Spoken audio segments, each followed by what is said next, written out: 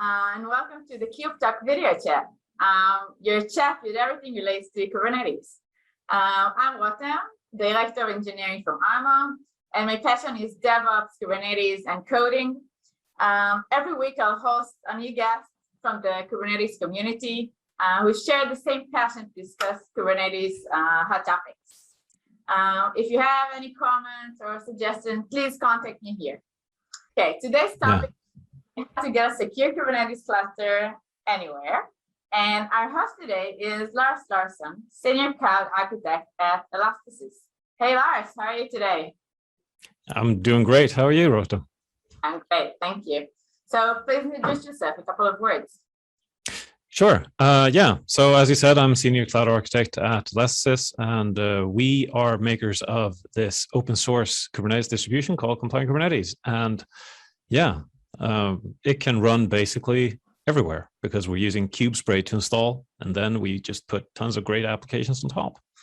So that's what we do. Okay, so so happy to do this talk today with you. Now let's break the ice a bit. And can you share one like horror and one hero story you had with Kubernetes? Absolutely. Yeah, they're actually from around the same time period, which is from the time when I first started to use Kubernetes in production. Okay, so this was like 2016 or so.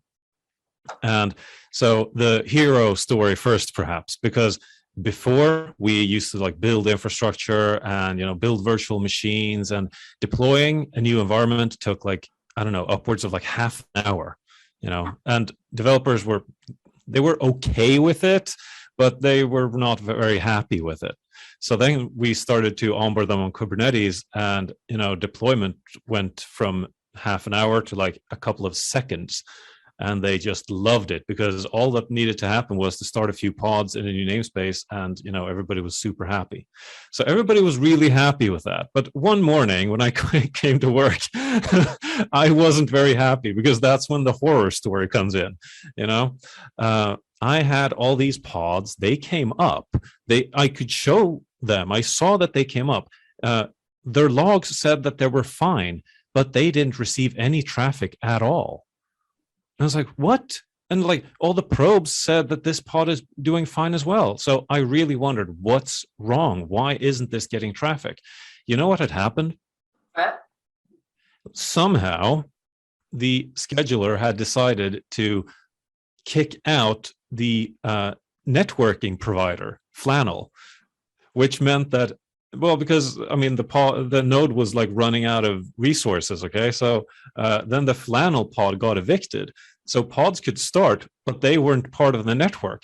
So they had this stupid like local IP address, and all probes were fine with that because that's just run by kubelet. And it was like, imagine finding that out, because honestly, I had never even thought that would be possible.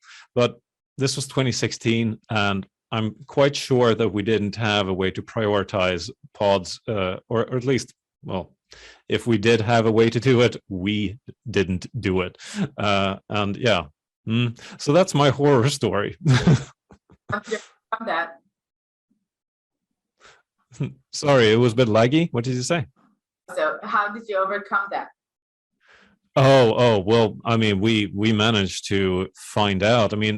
After a while, I managed to like execute into the pod and really started looking. And then I realized, oh, it's getting this local IP address. It's not getting an IP address that can be routed to. And it's not part of the overlay network. And then I realized, well, look, I have this many worker nodes, but I have too few Flannel pods running. Maybe that's it. So once I figured out that, then the rest actually started to work, of course. Then I just need to restart it. But, Exactly. Let's go back to our main topic for today, and let's discuss is it even possible to get cloud-like experience anywhere? Yeah, I think so, because honestly, when we talk about Kubernetes specifically, Kubernetes has been developed so that you can run it basically wherever, right? But the problem is Kubernetes itself basically only orchestrates containers across a cluster. that's pretty much where the responsibility of Kubernetes stops, right? But I mean, so what does it mean to actually have a cloud-like experience? I mean, it means that you have some kind of logging service, you have some kind of monitoring, something that does, handles your certificate renewals automatically, all kinds of features that you just sort of expect from a cloud. And I mean, you get that in all the mature clouds. Like, I mean, Google has a solution for this, Amazon, Azure, they all have good solutions for this. But if you run, say, on-premise, or if you run in basically like a data center, you need to come with those services yourself. So you need to like build out your Kubernetes platform so that it feels more cloud-like, because you can't just use like kubectl logs and look at all the pods logs in that way. I mean, you really need to have it in something essentially like Elasticsearch. You need like Prometheus for monitoring, all kinds of stuff, right? So you want that so that it feels like a cloud-like experience. And yeah, that's what you can totally build for yourself. And I think many people do, but yeah, that's what a Kubernetes distribution is, right? Yeah. Yeah, I totally get it. So why people are not just going to cloud and wants, to have like on-premise environment, like what are the main examples for that? Sure. I mean, there can be legal requirements. So, I mean, here I'm in Sweden, and here, if you're working with like patient data, a lot of the hospital systems here, they will require that data to not leave Sweden even. And then you're basically like, okay, so I can't use Amazon or I can't use any of the other big clouds. What am I going to do? Well, either you run it like in the data center that actually belongs to the hospital system. The way that Sweden has all that stuff set up is a bit weird, and let's not get into it. But I mean, either there are a few public clouds that you can use, but if you can't even use them, then yeah, you're basically limited to being on premise. And I know also that a lot of big companies that have like a really, really big footprint, I mean, to them, it makes sense to actually run their own infrastructure, because once you reach a certain point, it actually does make sense to own your own infrastructure. I mean, we saw that with, do you remember like a lot of years ago at this point, of course, the company Zynga, the ones that made those Facebook games and stuff, they realized that, oh my God, our cloud bill is like this, but if we just ran our own data center, it would be like that. So that's what they did.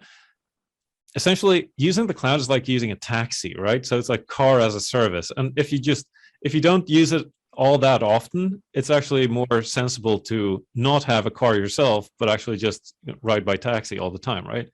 But if you do it often enough, then it makes more sense to have your own car, kind of. Yeah, I really like this analogy. I'm going to use it. Yeah. Sure. So, if so, how do you get a cloud-like feeling, like in on-premise and smaller, even regional cloud providers? How do you get it in like on-premise environment? Yeah, well, I mean, you get it by using a Kubernetes distribution. Obviously, we provide one, but we're not the only ones that do that, right? But of course, I'm mostly passionate about the ones that we make. But I mean, you really need to have answers to all kinds of questions like, okay, where do I put my Docker or container images? I mean, do I put them on like Docker Hub, or do I put them in, say, a registry that runs in the cluster? Where do my logs wind up? Where's my monitoring data? How do I get alerts? Because you just expect these things to work, right? And you don't want to have all kinds of dependencies to systems that aren't going to work the same way regardless of where you're deployed. So you really want to have something that just feels the same way, because you're developing all these tools and you're developing your own knowledge and processes around using those. And it just makes good sense to me then that you would use something that is, say, open source and that can be deployed anywhere. Yeah, so it means actually that we need to have like a bit more administration work in order to use that. So what do you say about that? Like how much administration work do we need actually for doing that? Well, that's a good question. I mean, because administration work comes in many different forms, right? So one part would, of course, be to actually just assemble this platform, right? So say that you actually want to do this, say that you actually need to manage everything yourself, which, customers, some need to do that. So say that you want to do that. Well, first of all, you need to assemble all those components. You need to configure them so that they work together. And either you do this yourself and you figure out all the ways that you need to do that by reading documentation, or you take something that already has all that stuff pre-configured. Then, of course, there's the administration work of keeping everything running, right? And you can't really get away from that unless, of course, you say that, so we, not only do we have this like open source Kubernetes distribution, we also have a managed service where basically we can manage a Kubernetes platform for you, provided you're on, a cloud provider that we support. So for people that need this type of functionality and say need to have their data in, in Sweden, right? They could totally use our managed service, and then they wouldn't have any administration really. They would just need to focus on their application. But I think this is something that is going to come up more and more because, there's been this ruling in the EU Court of Justice. I think that's what it's called in English. Yeah, right. And it was last summer. Basically, it makes it a bit murky whether you can use certain cloud providers or not, right? And I see that there's been increased interest in using EU-based clouds. Now, a lot of those are basically stuck in the infrastructure as a service era, which means that having a smart platform on top of that really helps make it feel a bit more, say, modern. Yeah, totally get it. And it's really helpful to have like a managed, like you have the managed infrastructure, built around that. It's really helpful from my experience that I just made it all by myself in one of my previous companies. So what about managing like databases and other, if the cloud provider does not offer one, so how do we manage it in this kind of Kubernetes? Yeah, that's a very good question. So, I think that, so I don't want to turn this into like a sales pitch. Some databases we can manage for our customers, but realistically, what I think that you can do is that if you can't get a managed service, and interestingly enough, there are actually different service providers that can manage this stuff for you. Maybe it doesn't even need to run in the same cloud where you're deployed. Maybe it can run somewhere else because you just interface with it. That has to, you have to like determine if latency is going to screw up things for you there. But say that you have to actually manage it yourself. Well, there are many, many nice Kubernetes operators out there that can manage even complex things like, say, a Postgres database for you. This huge like e-retailer called Zalando, they actually make a really good Postgres operator, something that has tons of features for like replication and point-in-time recovery and all that stuff. It's amazing, totally free, and you can just get it from GitHub. It's pretty amazing engineering work, actually. So if you're running Postgres, yeah, maybe you can just get by with that. Oh, great. I'm not familiar with that. I'll go and check it right after.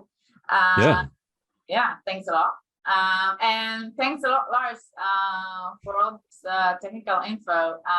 And like the last question we like to ask our guests is, like, if you have the highlight of your week or any article or tool or even influencer that you want to share with us, we'll be really happy with that. Oh yeah, of course. I think something that has really impressed me is actually Ambassador. So you can Google for Ambassador in Kubernetes, and what they can do is that they can do some extreme networking magic, so that if you're working on a microservice, say you're a developer and you're coding, and you basically just want to update one microservice and you want all the other ones to be deployed in the Kubernetes cluster. Well, I mean, do you really want to have to like build a container and push it up to the cluster to see your changes? Not really, right? So they actually make it so that you can work on your microservice locally, deploy it with your debugger and everything, you know, like on your computer, and still it routes traffic to all the other microservices that are running inside the cluster. And they can talk to your service and your service can talk to them. I think that's just amazing. So check that out if you haven't already. Yeah, that sounds really good. I'm really going to check that out, of course. Thanks, Lars. Thank you very much for joining me today. And for you all, thank you for joining this conversation. And we'll meet you all the next Kubetalk session. Bye-bye. Bye.